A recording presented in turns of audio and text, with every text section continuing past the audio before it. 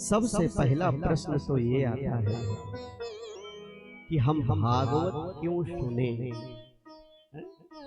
हमारे जीवन में भागवत की उपयोगिता क्या है भाई? भागवत क्यों श्रवण करना चाहिए? ये तो हमारा आपका अगर किसी से परिचय न हो जब तक तब तक भैया स्नेह और प्रेम नहीं बढ़ता है कि बढ़ जाता है। हजारों लोग इन आंखों के सामने निकल जाते हैं लेकिन स्नेह नहीं बढ़ता है। भाई जा रहे हैं तो जाएं, लेकिन जिनसे प्रेम होता है, जिनसे स्नेह होता है, अरे भैया ठहर जाओ, इतने दिन बाद मिले हो, चले जा रहे हो। जब जिनसे परिचय होता है उनसे प्रेम स्वयं बढ़ जाता है। बोलिए श्री भागवत भगवान की जय हो। तो सबसे पहले हम आप परिचय जानेंगे कि भागवत क्या है, क्यों श्रवण करनी चाहिए और हमारे जीवन में भागवत की उपयोगिता क्या है। भाई अगर हम सप्ताह ज्ञान यज्ञ की छाया में बैठे हैं तो छाया हमें क्या देगी, हमें क्या मिलने वाला है कि गृहस्थ को त्याग कर घर द्वार के जो प्रपंच है सबको छोड़कर हम इस पंडाल में आकर बैठे हैं तो भाई क्या विशेषता है? जाने बिनु ना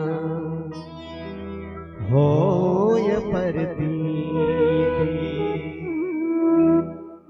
अबिनु परतीति होय ना प्रीति।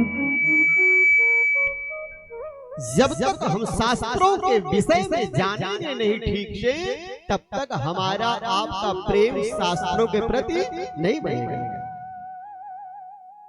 ये अज्ञानता ही है जो शास्त्रों पर प्रश्न उठता है। बहुत सारे लोग शास्त्रों पर प्रश्न उठा देते हैं, महाराज ऐसा नहीं ऐसा लिखा है।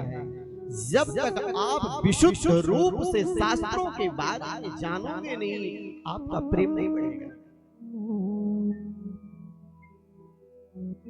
तो भैया जैसा कि आप सभी लोग जानते हैं श्रीमद् भागवत महापुराण, सबसे पहले हम आप श्री का परिचय जानेंगे। श्री कौन है?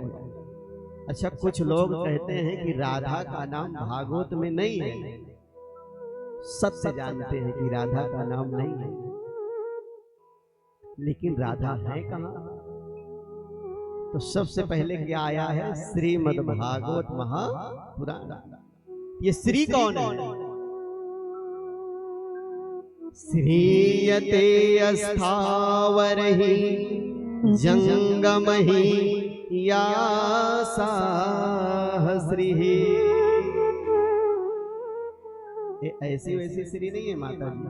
श्रीयते अस्थावरहि जंगमहि यासाह श्री। अरे अस्थावर जंगम लता पत्राद योनिया जिनका आश्रय ग्रहण करती हो वो ऐसी श्री है महाराज।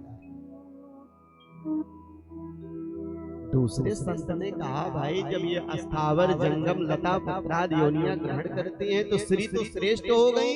कहा यही नहीं महोदय जी, श्रीयते श्री कृष्णे नापी श्री। अरे भगवान गोविंद मेरा नारायण मेरा मुरली मनोहर भी श्री का आश्रय ग्रहण करता है महाराज। यही नहीं, ये गोविंद जो बैठा है ये भी श्री का आश्रय ग्रहण करता है कि राधे अगर तू कह देती तो मेरा जीवन भी धन्य हो जाता। श्रीयते श्री कृष्णे नाम, यह साक्षात कृष्ण भी श्री का आश्रय ग्रहण करता है। सरल शब्दों में जाने श्री माने लक्ष्मी होता है। श्री माने क्या होता है? लक्ष्मी। अच्छा लक्ष्मी का प्रेमी तो पूरा संसार है। आज पूरा संसार किसके पीछे भग रहा है? किसके पीछे भग रहा है? लक्ष्मी के पीछे भग रहा है, अर्थ के पीछे भग रहा है। ये बताओ लक्ष्मी के पीछे भग रहे हो आप लोग। और लक्ष्मी पत्नी किसकी है? किसकी पत्नी है बाबा? नारायण की है ना। तो भाई अगर हम आप लोग लक्ष्मी के पीछे भगेंगे, कौन ऐसा पुरुष होगा कि भाई उनकी पत्नी के पीछे भगो और उन्हें बुरा न लगे? आज पूरा संसार लक्ष्मी के पीछे भग रहा है, भगवान नारायण भी बैठे हैं। राम राम क्या बताएं, ये सारे संसार वाले मेरी प्रिय, मेरी अर्धांगिनी, मेरी प्राण प्रिया लक्ष्मी के पीछे भग रहे हैं। तो भाई ये तो ठीक नहीं है। अच्छा कौन चाहता है कि मेरी पत्नी के पीछे सब लोग भगे? कोई चाहता है? महाराज अभी मार हो जाए चटपट। तो इसलिए श्री माने क्या होता है?